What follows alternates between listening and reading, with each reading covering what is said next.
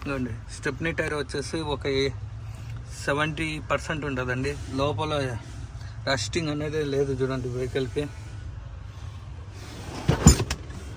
ఓకేనా.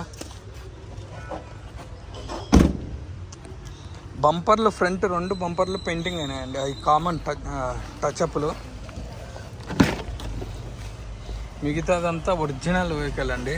ఇంకా బండికి అయితే పెయింటింగ్ కాలేదు. ఫ్రంట్ 2 బంపర్లు పెయింటింగ్ అయిందండి. ఇంకోండి ఇక ఈ డోర్కి వస్తే ఈ డోర్ కూడా ఒరిజినల్ అండి. ఇంకోండి ఓకేనా.